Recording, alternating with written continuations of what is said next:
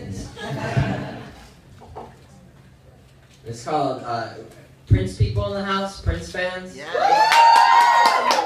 I went to college in Minneapolis, so that's true. It's called She's Never Satisfied. The year that When Doves Cry played every time my parents called me was also the year our garage door suffered a Halloween egging and I, the almost man of the house, had to scrub the rotting mask off the bruise-colored door. It was the year I learned the real story of the divorce.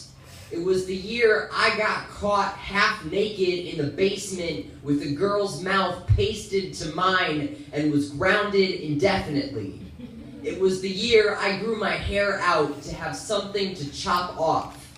It was the spring I was cheated on, and my mother looked at me like I was a mirror she now loved a little bit more. It was the year I learned to lie about whose parents were supervising. The year I manipulated my way out of visiting my dying grandfather and was proud of myself for it. It was the year I yell-whispered that I didn't love my mother anymore in the movie theater, and she cried through the previews. And it was the winter she shouted at me from the other side of the kitchen island, and for the first time warned, "Don't be like your father." And it was a chorus she'd written just for me. Thank you. So this is actually, I'm really excited to be here. Thank you all for having me. This is actually the second time in my life I've been to Washington, D.C. The first time I was a 5th grade representative of my Madison, Wisconsin elementary school for the safety patrol trip.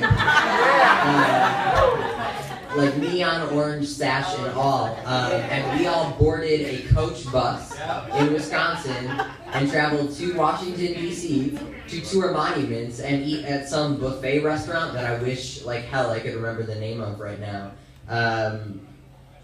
So here I am now. It is 13 years later, and I am approximately the same amount of uncool and probably 1,000,000,000% less responsible than I was. Yeah, but I'm excited to be here. This is my book. It is called What the Night Demands. I'm going to read some poems out of it. I'm really excited and proud to have it here to share with y'all. And I've got copies for $15. $15? It's 15. It's 15. I have CDs for $5, and I take credit, and cash. Don't discriminate against the dollars. But yeah, come say hi. I'll read some poems. This is the first poem of my book, and it kind of sets up that dichotomy crap that the back talks about. Definitions from the Practical American Dictionary. Man, a verb.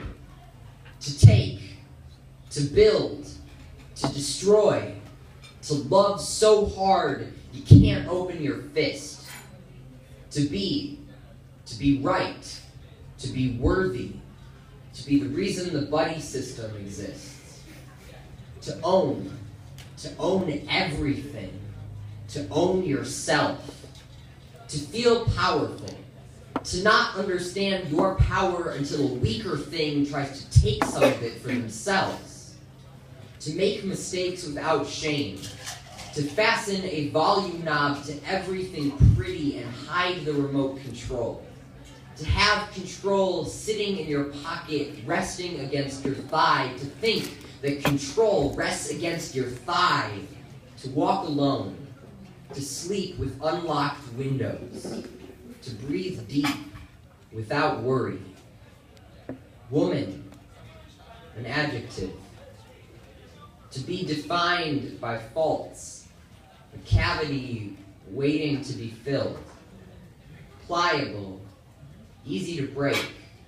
An ice cream cone smashed by a greedy grip. Helpless, without a set of instructions or an owner. A fly trapped under a glass jar.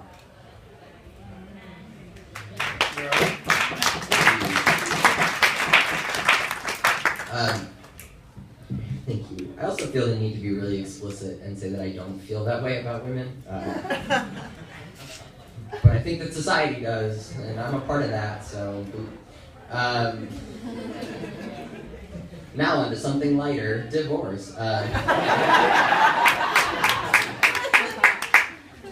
Oh, dads. That's not the poem, but I could have called the poem Oh Dads. Instead I called it Inheritance.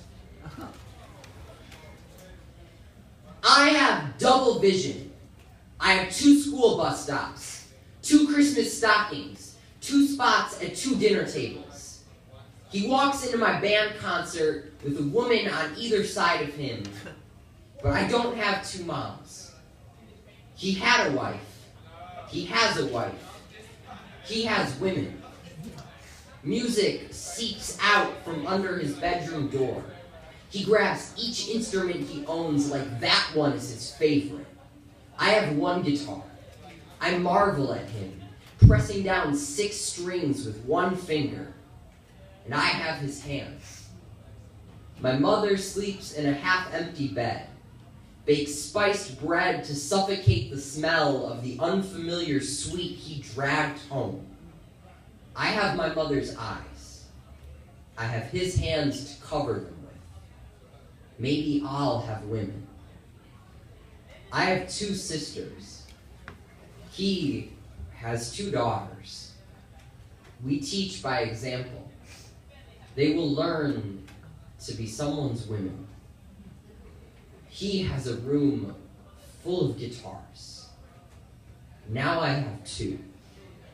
I forget about the second because of how much I love the first, but it will always be there, waiting for me to play.